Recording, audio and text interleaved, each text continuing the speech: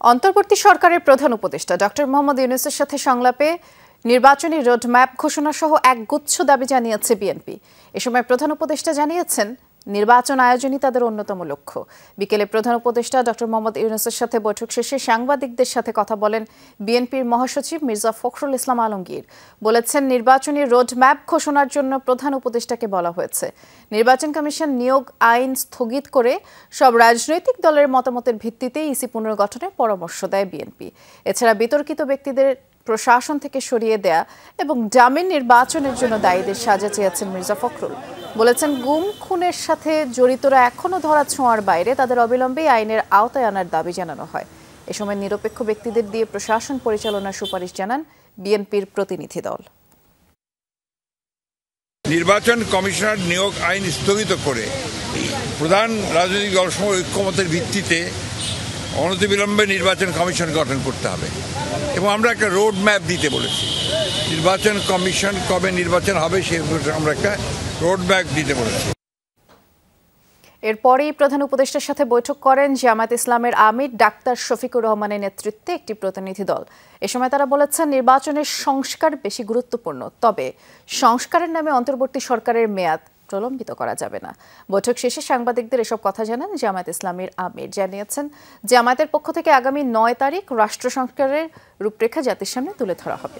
এছাড়া প্রধান উপদেষ্টার সাথে বৈঠকে আইন শৃঙ্খলা পরিস্থিতি নিয়েও আলোচনা হয়। এই সংস্কারের জন্য সরকারকে যৌক্তিক সময় দেয়া হবে বলেও জানান জামায়াতের আমির। সুষ্ঠু নির্বাচনের জন্য পরিবেশ তৈরি করতে নানা রকম সংস্কারের প্রস্তাব দেয়া হয়। জামায়াত সরকারকে 2টি রোডম্যাপ দিয়েছে। এছাড়া যারা মানুষ গুম খুন ত্রাসের রাজত্ব কায়েম করেছে তাদের আইনের আওতায় আনার দাবি জানান জামায়াতে আমির।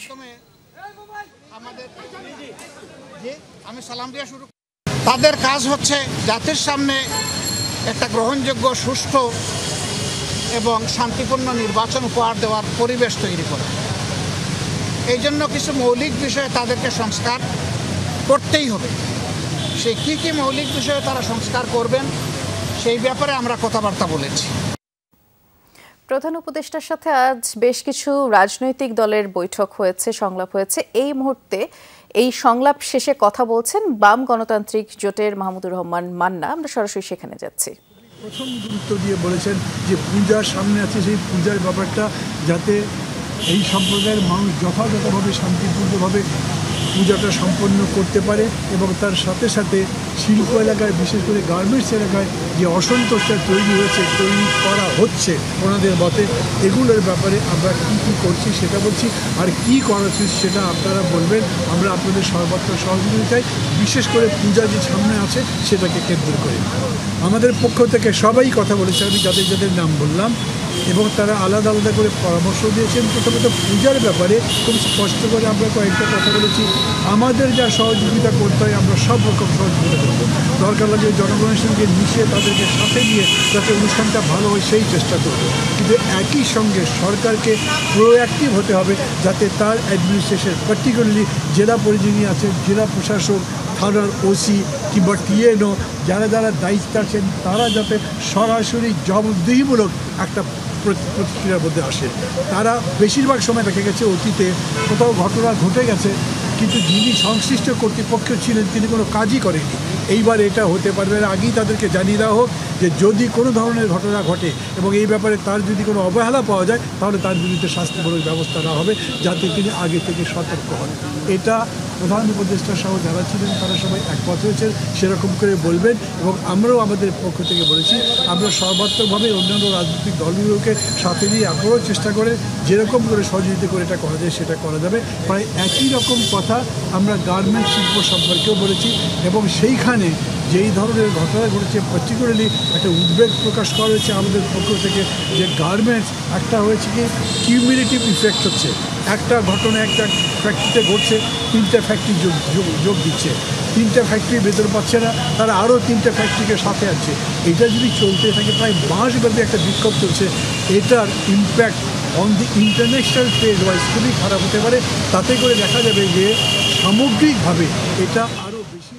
ছাত্র জনতার আন্দোলনে শুধু উত্তরা এলাকায় শহীদ 82 জনের মধ্যে 28 জনের পরিচয় সহ বিস্তারিত তালিকা প্রকাশ করেছে অভিভাবকদের সংগঠন 24 উত্তরা, যাদের 19 জনই শিক্ষার্থী, আছে 6 বছরের শিশু। আহতদের উন্নত চিকিৎসা এবং নিখোঁজদের সন্ধান আর শহীদ পরিবারের ভরণ পোষণের দায়িত্ব নেওয়ার দাবি জানায় সংগঠনটি। ডাক্তারকে বলে যে আমি তো বাঁচবো না, সে 3-4 বার কথাটা জিজ্ঞেস করে আমি তো বাঁচবো না, আমার আম্মুকে ফোন দেন, আমার আম্মু আসলে আমি ঠিক হয়ে যাব। সন্তানহারা মায়েদের কান্না ফুরোয় না। উত্তরা এলাকায় 5 আগস্ট বিজয় মিছিলে বিকেল 4:30 নাগাদ গলায় আর পিঠে দুটো গুলি লাগে আব্দুল্লাহ বিন জাহিদের। রমিজউদ্দিন কলেজের 2য় বর্ষের শিক্ষার্থী ছিল জাহিদ। এখন আমার ছোট ছেলে বলে যে আম্মু ভাইয়া তো তোমাকে ছেড়ে চলে গেছে, আমি তোমাকে কার কাছে রেখে যাবো, আমি তো অসুস্থ। আমার ছোট ছেলেটা এখন মোবাইল নিয়ে বলে আম্মু আমার সাথে তো মোবাইল নিয়ে কেউই ঝগড়া করে না, আমার সাথে রিমোট নিয়ে ঝগড়া করে না। একই দিন একই রাস্তায় বাবা মা আর বোনদের সাথে মিছিলে গিয়েছিল 6 বছরের জাবির ইব্রাহিম। আগের কয়েকদিনও বোনদের সাথে আন্দোলনে নামে সে। 5 আগস্ট বিকেলে যখন গুলি লাগে তখন বাবার হাত ধরা। ভাতিজা এবং ছেলে পিছনে, তার পিছনে আমার ওয়াইফ, ওদেরকে নিয়ে আমি দৌড়ে বাসার দিকে আসতেছিলাম। যে রোড দিয়ে আসতেছে এটাকে শায়েস্তা খান এভিনিউ বলে। ওই এভিনিউর সামনেই, ওই এভিনিউর এখানেই একটা মাদ্রাসার গেট আর একটা হলো এপিবিএনের গেট। এই গেট বরাবর আসার সাথে সাথেই ওই গেট থেকে গুলিটা আমার ছেলের উরুতে এসে লাগে। 18 জুলাই এই সন্তানকে নিয়ে আন্দোলনে নেমেছিলেন স্কুল শিক্ষিকা তাবাসসুম। গোলাগুলির মধ্যে ছেলেকে বাঁচিয়েছেন ঠিকই, কিন্তু গুলিটা লাগে তার হাতে। জাস্ট আমি ওয়ালের সাথে চাপা দিয়ে ওকে প্রোটেক্ট করেছি, তাই করার সাথে সাথে গুলিটা যখন এসে লাগছে আমার হাতটা ওর থেকে ছুটে গেছে। আজকে হয়তো আমি কাঁদছি, কিন্তু ওই সময় আমার কান্না আসে নাই। আমি কারণ ওর সামনে আমি কাঁদতে পারি না। ও আমাকে বলতেছে মা তোমার হাত কোথায়। 18 জুলাই থেকে টানা উত্তপ্ত ছিল এই উত্তরা এলাকা। স্পটেই প্রাণ যায় কয়েকজনের। হাসপাতালের হিসেবে প্রাণ গেছে অন্তত 82 জনের, আহত প্রায় 1.5 হাজার। শুধু উত্তরা এলাকায় 28 জন শহীদের প্রমাণসহ পরিচয় নিশ্চিত হয়েছে অভিভাবকদের সংগঠন 24 উত্তরা। 20 সেপ্টেম্বর থেকে এ তালিকার কাজ শুরু করে তারা। অধিকাংশ নিহত আহত হয়েছে সাধারণত মাথায়, উরুতে, পায়ে, চোখে, কোমরে এবং পাঁজরে বুলেটের আঘাতে। ছোড়াগুলি এবং পুলিশ এবং ছাত্রলীগের লাঠিচার্জেও অনেক আহত হয়েছে। সংবাদ সম্মেলনে 24 উত্তরার দাবি, আহতদের চিকিৎসা আর শহীদ পরিবারের দায়িত্ব যেন নেয় সরকার। নিয়মিতভাবে আহত ব্যক্তির চিকিৎসার দায়িত্ব গ্রহণ ও শহীদ ও আহত পরিবারগুলোর খোঁজ খবর রাখা।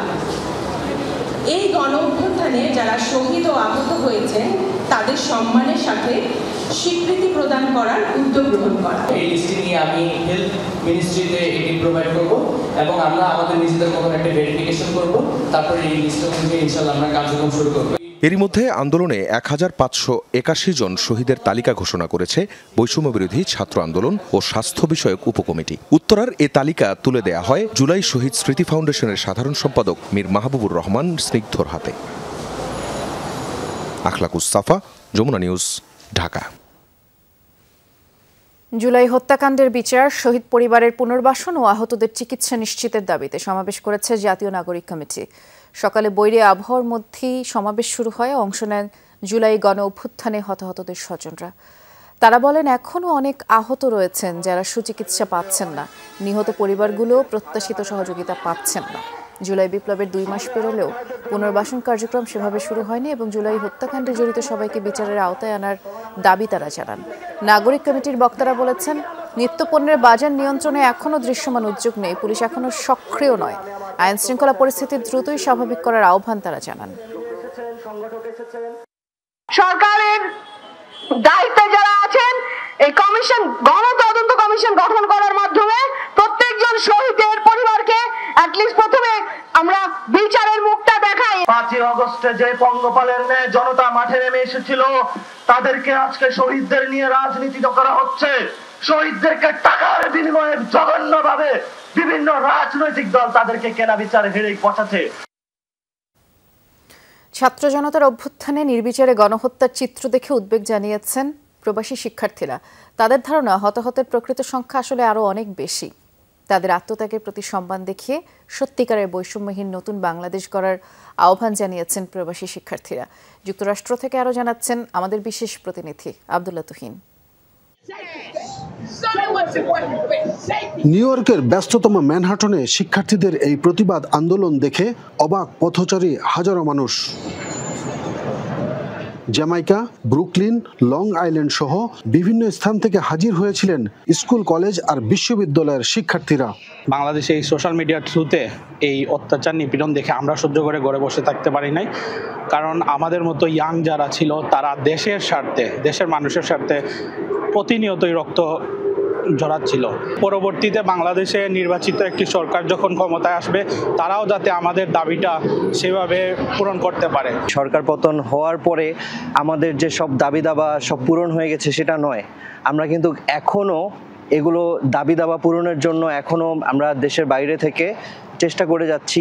ছাত্র জনতার বিক্ষোভে উত্তাল ছিল টাইমস স্কোয়ার, কখনো জাতিসংঘ সদর দপ্তর, বাঙালি অধ্যুষিত জ্যাকসন হাইটস সহ গুরুত্বপূর্ণ পয়েন্টগুলো। শিক্ষাগতভাবে এবং আইনগতভাবে সকল দিক থেকে যেন উন্নয়ন আরো সামনে এগিয়ে যায়। ঘুষখোর এবং দুর্নীতিবাজ পুলিশ আমরা এখন চাই না। নতুন বাংলাদেশ আমরা চাই দুর্নীতিমুক্ত এবং সুদ ঘুষের মুক্ত পুলিশ চাই এবং অনেস্ট পুলিশ চাই। 5 আগস্টের পর থেকে দেশের ইন্টারনেট ব্যবস্থা স্বাভাবিক হলে নিষ্ঠুর নির্যাতন আর গণহত্যার চিত্র দেখে হতবাক হয়েছেন সবাই। দুর্নীতিমুক্ত একটা বাংলাদেশ চাই। এই যে যারা স্টুডেন্ট, এতগুলো স্টুডেন্ট মারা গেছে, তাদের পরিবারের কি হবে, তাদের দায়ভার কে নিবে? তাদের তো এখন হসপিটালে অনেক মানুষ পড়ে আছে, তাদেরকে তো কেউ খোঁজ খবর নিতেছে না। সো আমরা চাই তাদেরকে ভালো একটা সহযোগিতা, অর্থ, তাদের একটা জব, সবাইকে তাদের ফ্যামিলিকে টেক কেয়ার করার মতো সবাই তাদের দিকে ফোকাস দিতে হবে। তবে শিক্ষার্থীরা বলছেন সর্বস্তর থেকে বৈষম্য দূর করার কার্যকর ব্যবস্থা নিতে হবে বাংলাদেশের অন্তর্বর্তী সরকারকে। বাংলাদেশের সরকারের কাছে এখন যারা আছেন, আমাদের একটাই দাবি যে আমরা একটা ভালো রাষ্ট্র চাই, আমরা ভালো পুলিশ ব্যবস্থা চাই, যারা শহীদ হয়েছেন তাদের পুনর্বাসন চাই। বৈষম্য বিরোধী কেন্দ্রীয় স্বাস্থ্য উপকমিটির প্রাথমিক অনুসন্ধানে এখন পর্যন্ত খোঁজ পাওয়া নিহতের সংখ্যা দাঁড়িয়েছে 1,500-এরও বেশি। গণহত্যার প্রতিবাদে শুধু নয়, স্বৈরাচার সরকার পতনের এক দফা দাবিতে হাজারো শিক্ষার্থী জড়ো হয়েছিল এই টাইম স্কোয়ারে। তারা বলছেন সেই গণবিপ্লবের সময় যে হাজার হাজার শিক্ষার্থী আহত হয়েছে, 1,500-এরও বেশি শিক্ষার্থী নিহত হয়েছে, তাদের সুচিকিৎসা, তাদের পরিবারের ভরণ পোষণ, এমনকি সেই সব পরিবারগুলোর দায়িত্ব যদি এই সরকার না নেয়, তাহলে এই সরকার নতুন বাংলাদেশ গড়ার ক্ষেত্রে যে যাত্রা শুরু করেছে তা অনেকটাই নিষ্ফল হবে। Abdullah Tuhin, Jamuna news, time square, যুক্তরাষ্ট্র। অন্তর্বর্তী সরকারের 2 মাস পূর্তি উপলক্ষে মতবিনিময় সভা করেছে গণতান্ত্রিক অধিকার কমিটি। এতে বক্তারা বলেছেন, অন্তর্বর্তী সরকারের 2 মাস অতিবাহিত হলেও হতাহতদের সহায়তা করতে না পারাটা দুঃখজনক। বক্তারা বলেন, 2 মাসেও তাদের স্বাস্থ্য সুরক্ষা দিতে না পারায় হতাহতদের উপরে এক প্রকার অবিচার করা হচ্ছে। দেশের যে কোনো পরিবর্তনের সবচেয়ে বেশি ক্ষতিগ্রস্ত হয় নারী ও শিশুরা। ছাত্র জনতার আন্দোলনের মূল দাবিই ছিল বৈষম্যহীন বাংলাদেশ। পরিবর্তন শুধু সমতলে নয়, পাহাড়েও দেখতে চান তারা। বলেন, দেশের সব শ্রেণী পেশার মানুষের মত প্রকাশের স্বাধীনতা থাকতে হবে, সবার জন্য নিরাপদ দেশ সরকারকে নিশ্চিত করতে হবে। সংবিধানে পরিবর্তন প্রয়োজন হলে জনগণের পরামর্শে করতে হবে বলেও জানান বক্তারা।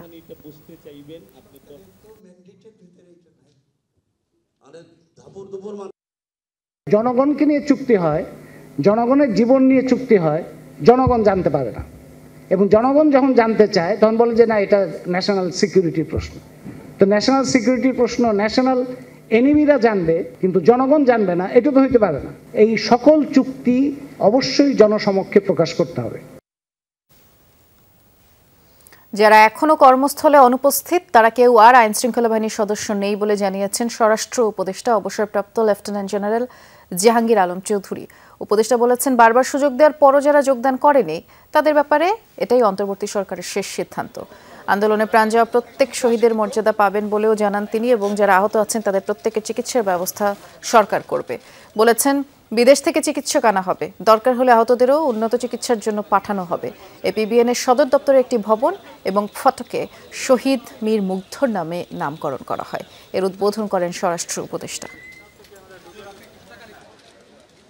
যারা কর্মস্থলে অনুপস্থিত আছে তারা আমার এই বাহিনীর সদস্য না, তারা ক্রিমিনাল। তাদের যে কোনো জায়গায় পাওয়া যাবে আমরা ধরে দিব। এবং যারা অসুস্থ আছে এই সবাই চিকিৎসার ব্যবস্থা কিন্তু সরকার করবে। এদের যদি বিদেশে পাঠানো দরকার হয় তাও ব্যবস্থা করা হবে। এটার জন্য কোনো কিছুতে কোনো রকম কার্পণ্য করা হবে না। রাষ্ট্রপতি মোহাম্মদ শাহাবুদ্দিনের সাথে সৌজন্য সাক্ষাৎ করেছেন সেনাবাহিনী প্রধান জেনারেল ওয়াকারুজ্জামান সকালে বঙ্গভবনে সাক্ষাৎকালে সেনাপ্রধান বাহিনীর সার্বিক কার্যক্রম সম্পর্কে রাষ্ট্রপতিকে অবহিত করেন। জানান, বেসামরিক প্রশাসনকে সহায়তার জন্য দেশব্যাপী সেনাবাহিনীর ইউনিটসমূহ কাজ করে যাচ্ছে। এ সময় রাষ্ট্রপতি বলেছেন, সেনাবাহিনী দেশের মানুষের কল্যাণে এবং জানমালের নিরাপত্তা প্রদানে প্রশংসনীয় ভূমিকা পালন করছে। তিনি আশা প্রকাশ করেন যে ভবিষ্যতেও প্রাকৃতিক দুর্যোগ সহ দেশ ও জনগণের যে কোনো প্রয়োজনে সেনাবাহিনী জনগণের পাশে থাকবে। নির্ভয়ে পূজা মণ্ডপে যাওয়ার আহ্বান জানিয়েছেন সেনাপ্রধান জেনারেল ওয়াকারুজ্জামান। বিকেলে ঢাকেশ্বরী মন্দির পরিদর্শন শেষে তিনি আহ্বান জানিয়ে বলেছেন, এই দেশে সকলের সমান অধিকার রয়েছে, তাই যার যার ধর্ম সে পালন করবে। এ সময় সেনাপ্রধান দুর্গাপূজা উপলক্ষে হিন্দু ধর্মাবলম্বীদের পূজার শুভেচ্ছা জানান। আরও বলেছেন, দুর্গোৎসব উদযাপনে নিরাপত্তা নিশ্চিতে যথাযথ ব্যবস্থা গ্রহণ করা হয়েছে। এছাড়া নির্বিঘ্নে দুর্গোৎসব উদযাপনে অন্যান্য ধর্মাবলম্বীদের সহায়তা এবং সম্প্রীতিও কামনা করেন সেনাপ্রধান। হিন্দু, মুসলমান, বৌদ্ধ, খ্রিস্টান আমরা একসাথে বসবাস করছি, শান্তিতে বসবাস করছি। এখানে সবার, এ দেশে সবার অধিকার আছে, সম অধিকার আছে। সবাই যার যার ধর্ম সে পালন করবে। সেজন্য যা কিছু করতে হয় সেটা আমরা করব। আমরা যে এখন মাঠে আছি, আপনারা নির্ভয়ে আপনাদের পূজা মণ্ডপে যাবেন, আপনাদের এই পূজা করবেন। ডিবি অফিসে আর কোনো আয়নাঘর ও ভাতের হোটেল থাকবে না বলে জানিয়েছেন ডিবির অতিরিক্ত কমিশনার রেজাউল করিম মল্লিক। দুপুরে ডিএমপির মিডিয়া সেন্টারে আয়োজিত মিট দ্য প্রেসে কথা তিনি বলেছেন। ডিবি অফিসের নায়ক নায়িকা এবং সেলিব্রিটিদের আড্ডাখানা থাকবে না বলেও জানান অতিরিক্ত কমিশনার। জানিয়েছেন, ইতি টানা হবে ডিবি পরিচয়ে তুলে আনার সেই কলঙ্কিত অধ্যায়েরও। একই সাথে ডিবিতে আর কোনো ঘুষখোর দুর্নীতিবাজ অফিসারের জায়গা হবে না বলেও মন্তব্য করেন রেজাউল করিম। ডিবির কোনো সদস্য অনৈতিক কিংবা অপেশাদার কর্মকাণ্ডে জড়িত হলে ছাড় দেওয়া হবে না বলে হুঁশিয়ারি দেন তিনি। এবং কেউ গ্রেফতার হলে লুকোচুরি নয়, সাথে সাথে স্বজনদের জানিয়ে দেওয়া হবে এমন আশ্বাস দেন ডিবির অতিরিক্ত কমিশনার। ঢাকা মহানগর গোয়েন্দা অফিসে আর কোনো আয়নাঘর থাকবে না। ডিবির কলঙ্কিত অধ্যায় শেষ করে সেটিকে পবিত্র করা হবে, যেখানে মানুষ ন্যায় বিচার পাবে। এখানে কোনো নায়ক নায়িকা বা সেলিব্রিটিদের সময় কাটানোর জায়গা হবে না। থাকবে না কোনো ভাতের হোটেল। আসামি যেই হোক না কেন সেই ন্যায় বিচার পাবে।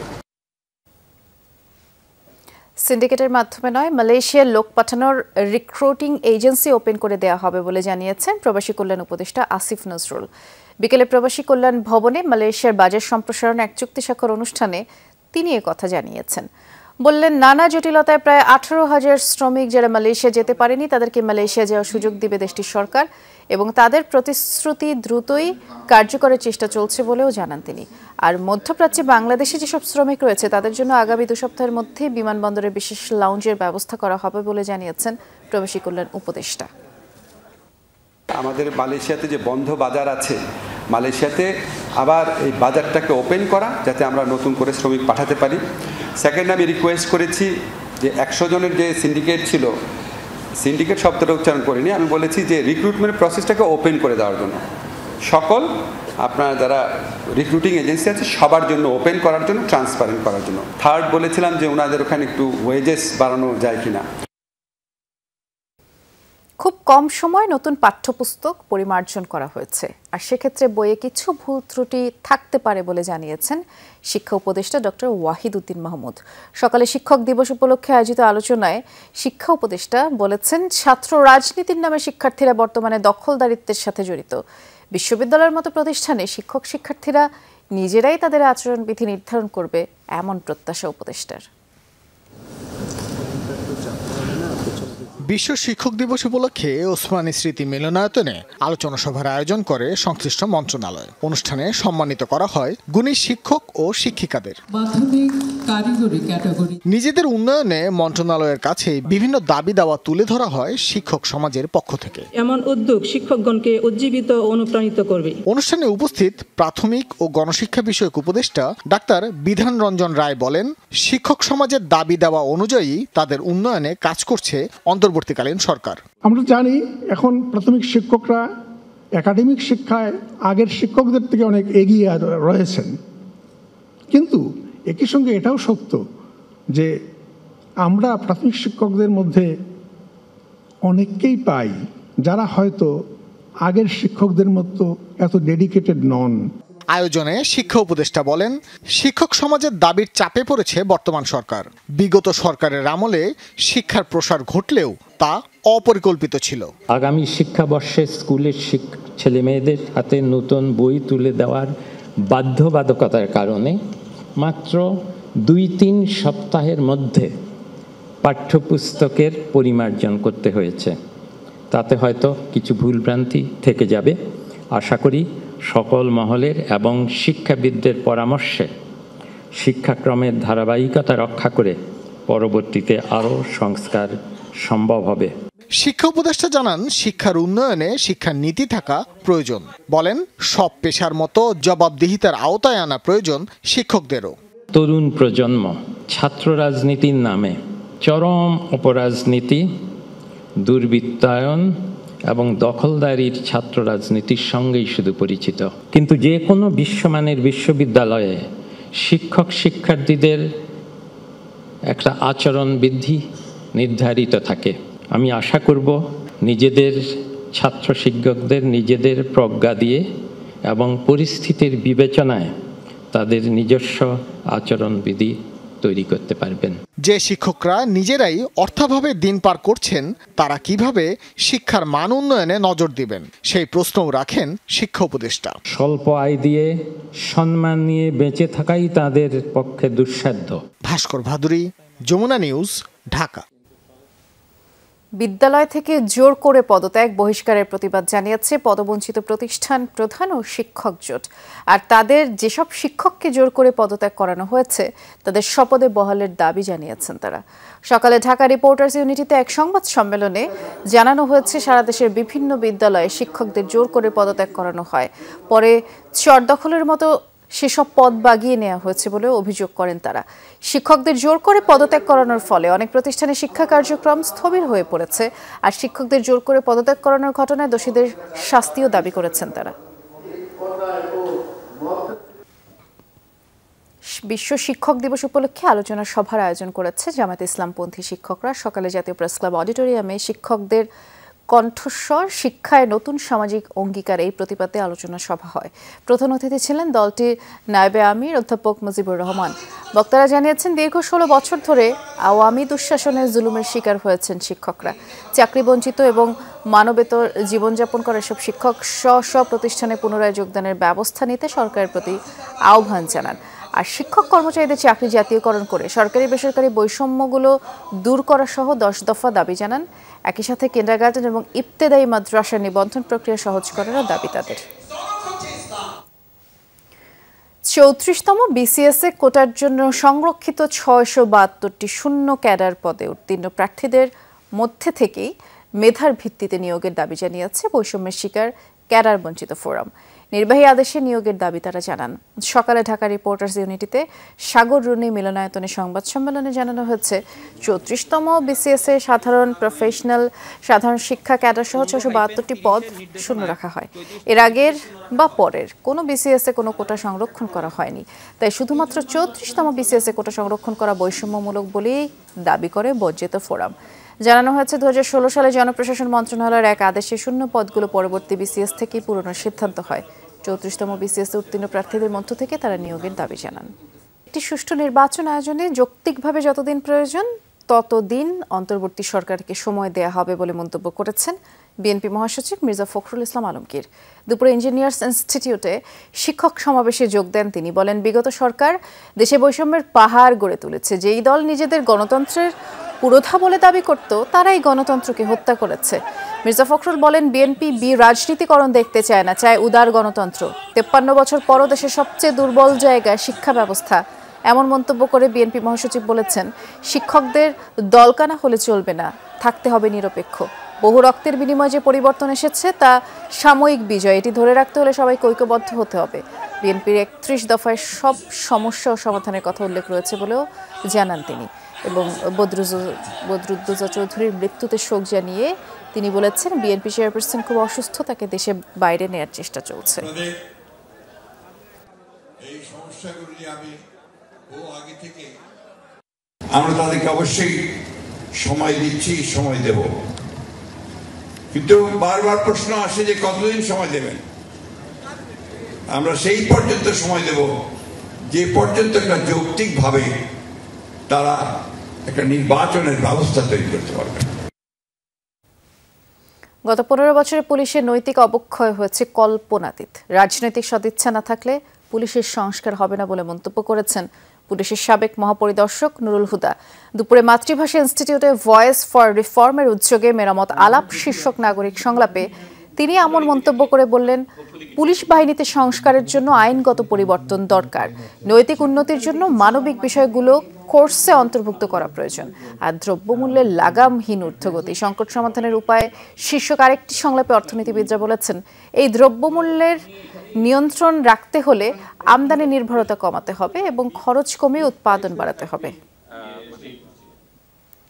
রাষ্ট্র সংস্কার এবং জাতীয় নির্বাচন নিয়ে অনুষ্ঠিত হয়েছে বিতর্ক প্রতিযোগিতা। ডিবেট ফর ডেমোক্রেসির আয়োজনে সকালে রাজধানীর এফডিসিতে এই ছায়া সংসদ হয়। গণতন্ত্র সুরক্ষায় রাষ্ট্র সংস্কার এবং জাতীয় নির্বাচন নিয়ে রূপরেখা দেয় দুই পক্ষের বিতার্কিকরা। উঠে আসে সংস্কার এবং নির্বাচন নিয়ে নানা যুক্তিতর্ক। সংস্কার নাকি নির্বাচন, গণতন্ত্র পুনরুদ্ধারে অগ্রাধিকার পাবে কোনটি? এই প্রশ্নের উত্তর খুঁজতেই দুই পক্ষের কথার লড়াই। অর্থনৈতিক দৈন্যতা থেকে না বের হয়ে এসেই জাতীয় নির্বাচন দেয়, তাহলে কিন্তু কখনোই সেটা আমাদের সুসংহত গণতন্ত্রের পথ চলাকে সুগম করতে পারবে না মাননীয় স্পিকার। প্রস্তাবের পক্ষে ছিল শেরে বাংলা কৃষি বিশ্ববিদ্যালয়, আর বিপক্ষে কবি নজরুল সরকারি কলেজের বিতার্কিকরা। কতদিনের মধ্যে নির্বাচন দিলে গণতন্ত্র পুনরুদ্ধার সম্ভব তা নিয়েও চলে কথার লড়াই।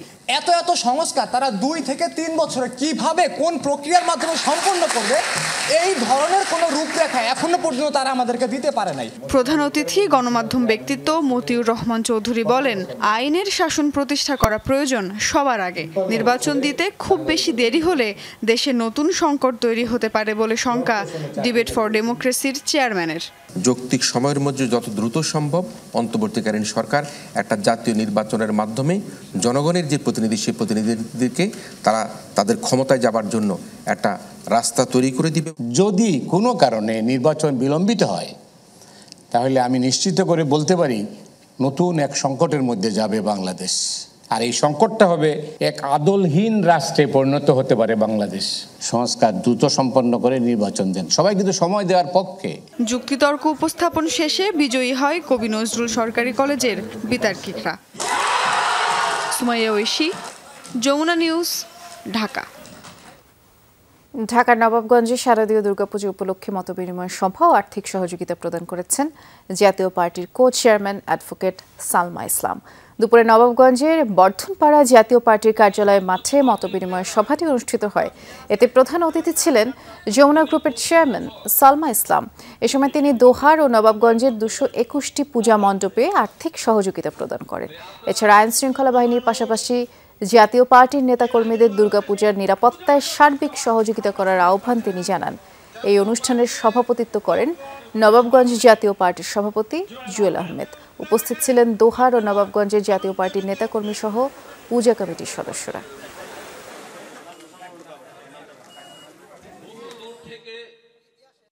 মানুষকে ভালোবেসে মানুষের কাজ করতে আমি পছন্দ করি।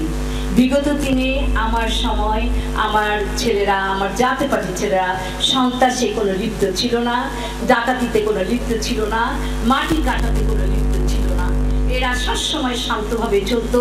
আপনারা যদি আমার পাশে থাকেন, আমার কথা যদি ভাবেন, আমাকে যদি আবার ফিরে আনেন, তাহলে আমি আসতে পারবো আপনাদের দ্বারা। আসুন্না ফাউন্ডেশনের উদ্যোগে অনুষ্ঠিত হলো বন্যা পরিস্থিতি মোকাবেলা এবং পুনর্বাসনের টেকসই কৌশল বিষয়ক গোলটেবিল বৈঠক। সকালে নিউ এসকাটনের ব্যায়াম মিলনায়তনে এই বৈঠকটি অনুষ্ঠিত হয়। বন্যা মোকাবিলায় করণীয় সম্পর্কে বিশেষজ্ঞদের পরামর্শ গ্রহণে এই আয়োজন বলেই জানিয়েছেন আসুন্না ফাউন্ডেশনের প্রতিষ্ঠাতা চেয়ারম্যান শায়েখ আহমদুল্লাহ। অনুষ্ঠানে বক্তারা প্রযুক্তির সাহায্যে দুর্যোগের পূর্বে দুর্গত অঞ্চলে সতর্কতামূলক ভয়েস মেসেজ পাঠানো এবং দুর্যোগের পর বিদ্যুতের চাহিদা মেটাতে সোলার প্যানেল বিতরণের পরামর্শ দেন। এছাড়া মসজিদ ভিত্তিক সমাজ ব্যবস্থা তৈরি করে দুর্যোগ মোকাবেলায় দীর্ঘমেয়াদী কাজ করার পরামর্শও দেন বক্তারা। প্রাথমিক শিক্ষা সার্বজনীন হলেও এখনও সবাই পায় না বলে মন্তব্য করেছেন শিক্ষা উপদেষ্টা ডক্টর ওয়াহিদুদ্দিন মাহমুদ। দুপুরে ডিপ্লোমা ইঞ্জিনিয়ার্স অনুষ্ঠিত জিনিয়াস বৃত্তি প্রদান অনুষ্ঠানে তিনি বলেছেন, দেশে সরকারি অর্থের অপচয় হলেও সেন্টার ফর জাকাত ম্যানেজমেন্ট CZM এর অর্থ অপব্যয় হয় না। CZM এর টাকা শিক্ষায় ব্যবহার করা হলে এখাতে বৈষম্য থাকবে না বলেই মন্তব্য করেন শিক্ষা উপদেষ্টা। এই বৃত্তি প্রদান অনুষ্ঠানে বিভিন্ন বিশ্ববিদ্যালয় থেকে মোট 406 জন শিক্ষার্থী স্কলারশিপ পেয়েছেন। এছাড়া 15 জন দৃষ্টি প্রতিবন্ধীকেও ল্যাপটপ প্রদান করা হয়েছে। বৈষম্য বিরোধী আন্দোলনে রংপুরে পুলিশের গুলিতে নিহত আবু সাঈদও CZM এর সুবিধাভোগী ছিল। বৈষম্য বিরোধী আন্দোলনের ছাত্র জনতার উপরে হামলা চালানো হেলমেট বাহিনীর অন্যতম সদস্য মনিরুল মোশাররফ শুভ্রকে গ্রেফতার করেছে পুলিশ। বিকেলে রাজধানীর মিন্টো রোডে ডিএমপি মিডিয়া সেন্টারে সংবাদ সম্মেলনে ওয়ারি জোনের এডিসি মফিজুল ইসলাম জানিয়েছেন, যাত্রাবাড়ির কুখ্যাত সন্ত্রাসী শুটার লিটনের সহযোগী হিসেবেই ছাত্র জনতার আন্দোলনে গুলি চালায় মোশাররফ। তাকে 2 দিনের রিমান্ডে নেওয়া হয়েছে। আর প্রাথমিক জিজ্ঞাসাবাদে নিজের অপরাধ স্বীকার করেছে এই আটক মনিরুল। তার বিরুদ্ধে অস্ত্র আইনে মামলা হয়েছে।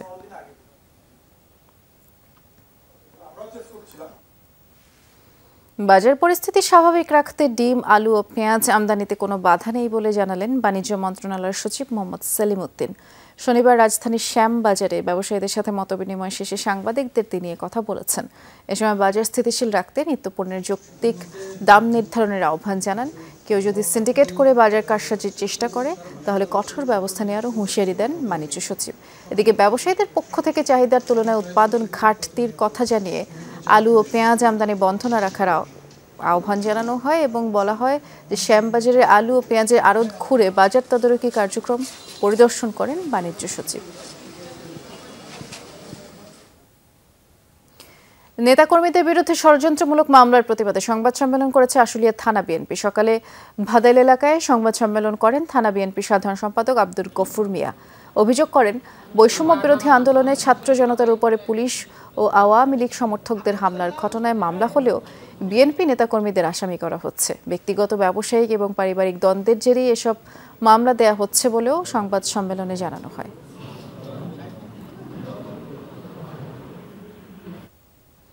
স্তন ক্যান্সার সচেতনতায় অবদান রাখায় বাংলাদেশ স্তন ক্যান্সার সচেতনতা ফোরামের প্রতিষ্ঠাতা ও প্রধান সমন্বয়কারী অধ্যাপক ডাক্তার হাবিবুল্লাহ তালুকদার রাস্কিনকে গোলাপি মানব সংবর্ধনা দেওয়া হয়েছে। স্তন ক্যান্সার সচেতনতা মাস উপলক্ষে ওয়ার্ল্ড ক্যান্সার সোসাইটি বাংলাদেশ জাতীয় স্কাউট ভবনে সংবর্ধনার আয়োজন করা হয়। এতে প্রধান অতিথি ছিলেন বিএনপি চেয়ারপারসন খালেদা জিয়ার উপদেষ্টা মোহাম্মদ আব্দুস সালাম। এ সময় বক্তারা স্তন ক্যান্সার সহ সব ধরনের ক্যান্সার নির্মূল এবং চিকিৎসায় যথাযথ নজর দেয়া এবং সচেতনতা বাড়াতে সবাইকেই যার যার জায়গা থেকে এগিয়ে আসার আহ্বান জানান।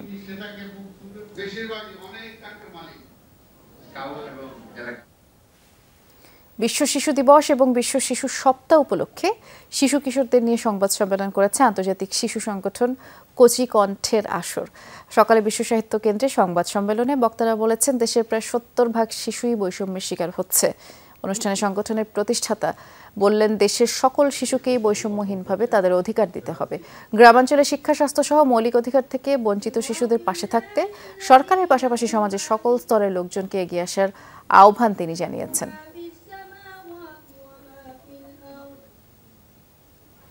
দশম গ্রেড বাস্তবায়নের দাবিতে কুমিল্লায় ছাত্র পেশাজীবী সমাবেশ অনুষ্ঠিত হয়েছে।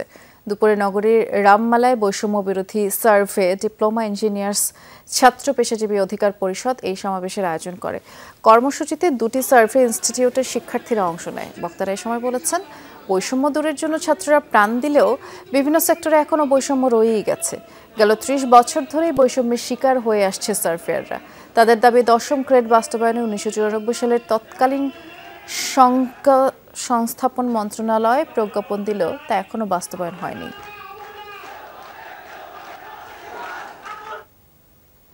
আলোহা বাংলাদেশ নতুন কোর্স উদ্বোধন এবং মেন্টাল অ্যারিথমেটিক কম্পিটিশনে বিজয়ীদের সার্টিফিকেট প্রদান করা হয়েছে। রাজধানীর কেআইবি কমপ্লেক্স অডিটোরিয়ামে জমকালো আয়োজনের মধ্য দিয়েই আলোহা বাংলাদেশের নতুন কোর্স আলোহা জিওমেট্রি ল্যান্ডের উদ্বোধন করা হয় এবং এই অনুষ্ঠানে চীন ও বাংলাদেশের শিক্ষার্থীরা সাংস্কৃতিক পরিবেশনা, শিক্ষামূলক প্রেজেন্টেশন প্রদান করেন। এই ছিল আজকে সব খবরের সব আপডেট। সাথে থাকার জন্য ধন্যবাদ। নিরাপদে থাকবেন।